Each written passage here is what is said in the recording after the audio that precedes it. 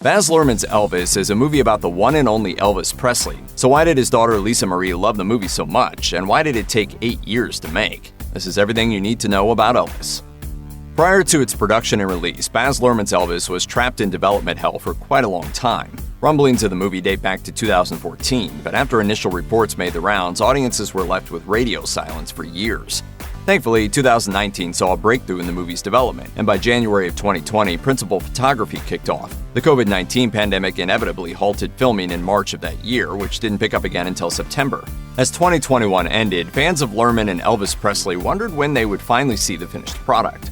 The answer isn't hard to find, seeing as Baz Luhrmann himself addressed it via Twitter on November 15, 2021. He wrote, "Elvis Monday, made a little something to let you good people know we are taking care of business." In that post, he shared that the Elvis release date was June 24, 2022. To build a bit more excitement, he included a brief teaser for the biopic set to a rather haunting rendition of the classic Presley track Suspicious Minds. A big reason why biopics are so popular probably has to do with the fact that the story is already written. In most cases, these movies are about people whose lives have come to a conclusion, so the beginning, middle, and end of the story is all there for the picking. Baz Luhrmann easily could have made Elvis a paint-by-numbers kind of movie, but fans of the stylish director don't need to be told that his approach is more ambitious. Instead of making a movie covering Elvis Presley's entire life, the director sought to focus on the star's complicated partnership with his manager, Tom Parker, over the course of 20 years. Are you ready to fly? I'm ready. Ready to fly. At the same time, Luhrmann's movie also explores the cultural shift that accompanied the real-life Elvis's rise to fame. The superstar singer played a big part in the wave that saw American youth rejecting long-standing social norms through his provocative dancing and loud, brash music. The movie also will show the development of his romantic relationship with his wife, Priscilla. With all of those pieces in play, Elvis has the potential to be one of the most interesting biographical dramas we've seen in quite some time. Though several actors were in the running, the role of Elvis ultimately went to Austin Butler, a choice director Baz Luhrmann seemed to think was a no-brainer. Speaking with Deadline, Luhrmann had this to say, "I had heard about Austin Butler from his standout role opposite Denzel Washington in The Iceman Cometh on Broadway, and through a journey of extensive screen testing and music and performance workshops, I knew unequivocally that I had found someone who could embody the spirit of one of the world's most iconic musical figures." Butler revealed to Vogue that his ex-girlfriend Vanessa Hudgens once told him he had to play Elvis after hearing him sing along to Blue Christmas. Shortly after that conversation, Butler learned Luhrmann was working on an Elvis film, so he started listening to every song by the singer on repeat. He prepared one audition tape that he didn't feel totally satisfied with, and later recorded himself performing Unchained Melody in Elvis's style, a performance which floored Luhrmann. Hudgens' prediction that Butler was meant to play Elvis seems to have been right on the money. After well over a decade of starring in preteen and teenage sitcoms and dramas, Butler is finally moving into the spotlight in major motion pictures. The actor gave moviegoers a small taste of what he has to offer when he played the menacing Tex in Once Upon a Time in Hollywood, but Elvis gives him the chance to showcase his talents as a leading man. Alongside Austin Butler, Tom Hanks plays a lead role in Elvis. The two-time Academy Award winner portrays Elvis's longtime manager, Colonel Tom Parker, in the film. The real-life Parker saw Elvis performing at the Louisiana Hayride in January 1955 and became determined to make him a star. In Elvis, Hanks steps into a role that differs from his long list of everyman nice guy performances. While Parker isn't necessarily a villain, he's not quite a good guy either, giving Hanks the chance to sink his teeth into a more devious role than usual.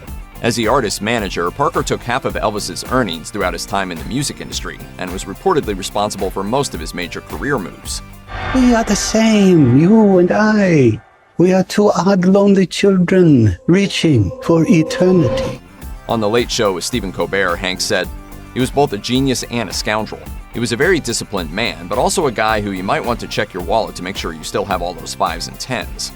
Baz Luhrmann promises an exceptional performance by Hanks. In an interview with Cinema Blend, he's quoted as saying, "When it comes to Colonel Tom Parker, one of my great joys in life is working with well-known actors who are very well known for certain strings on their instrument. So one of the great thrills in working with Tom, who is the Rolls-Royce of actors, that is a ride you want to be on." Luhrmann went on to say that Hanks will be, quote, "playing a new string on his instrument in his Elvis film, and he thinks that's a thrilling thing to see." In October 2019, it was revealed that Olivia DeJonge had been cast as Priscilla Presley in Elvis. While she's best known for her roles in the TV shows The Society and The Staircase, DeJonge isn't a stranger to feature films, having appeared in the likes of The Visit, Better Watch Out, and Stray Dolls. This role might be her biggest to date. The casting of Priscilla was just as important as finding the right Elvis, but Luhrmann is confident that he made the right choice in DeJonge. In one statement, the director said, Olivia is capable of manifesting the complex depth and presence that has made Priscilla Presley an icon in her own right. She's an extremely talented young actor and the perfect counterpoint to Austin's Elvis.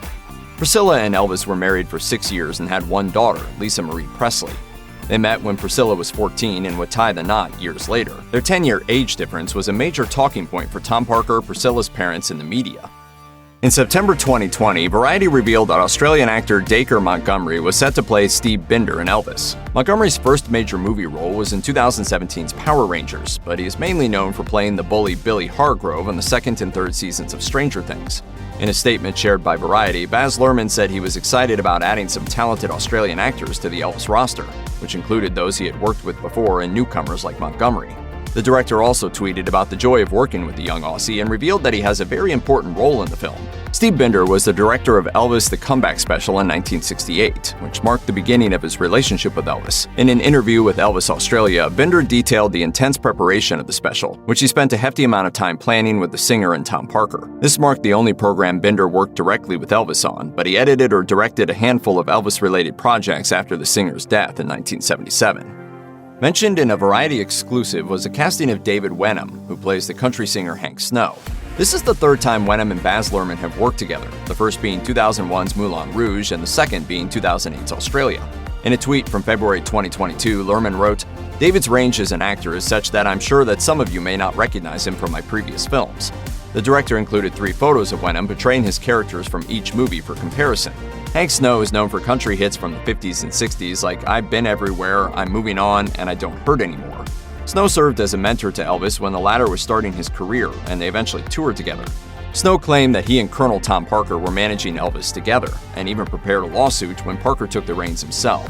He never filed the lawsuit, which was discovered years later by collector Stephen Schutz and sold at auction for over $4,000. Rounding out the cast of Elvis is Luke Bracey as Jerry Schilling, Kelvin Harrison Jr. as B.B. King, Natasha Bassett as Dixie Locke, and Kate Mulvaney as Marion Keisker. Playing Elvis's parents, Vernon Presley and Gladys Presley, are Richard Roxburgh and Helen Thompson. Jerry Schilling was a longtime friend of Elvis and his talent agent, while Marion Keisker was the first person to ever record the singer.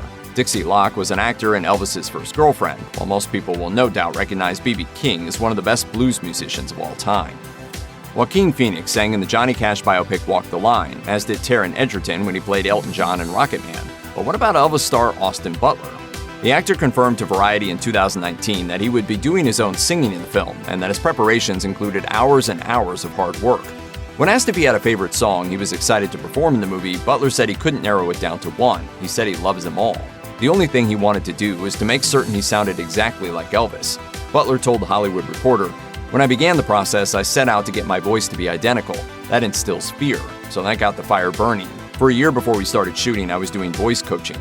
However, there is a caveat to all of this. Baz Luhrmann has confirmed that only the young Elvis features Butler's singing voice. The older Elvis is a mixture of Butler and recordings of the actual Elvis Presley. While Butler's voice will be featured in every song in the film, longtime fans of the King may be able to recognize his signature tones in the blended tracks. Biopics can be a tricky business. It's always possible that the fan base or family of the subject could be offended by the things they see in the film. Kathy Cash, the daughter of Johnny Cash and June Carter Cash, was so upset with how her mother was portrayed in Walk the Line that she walked out of a special screening of the film. Luckily for Baz Luhrmann and his cast, that wasn't the case when friends and family members sat down to watch Elvis for the first time. Priscilla Presley, Lisa Marie Presley, and Jerry Schilling were given a special screening of Elvis, and all have confirmed they are extremely happy with it. In a Facebook post, Priscilla wrote, "It is a true story told brilliantly and creatively that only Baz, in his unique artistic way, could have delivered. Austin Butler, who played Elvis, is outstanding. Halfway through the film, Jerry and I looked at each other and said, 'Wow, bravo to him.' He knew he had big shoes to fill." Additionally, in an Instagram post, Priscilla confirmed that her daughter Lisa Marie absolutely loved the movie. She said her daughter's admiration for the picture made her cry. The caption read, "It took me a few days to overcome the emotions as it did with Lisa. Beautifully done, Baz, Tom, Austin, and Olivia." Check out one of our newest videos right here. Plus, even more Looper videos about Elvis are coming soon. Subscribe to our YouTube channel and hit the bell so you don't miss a single one.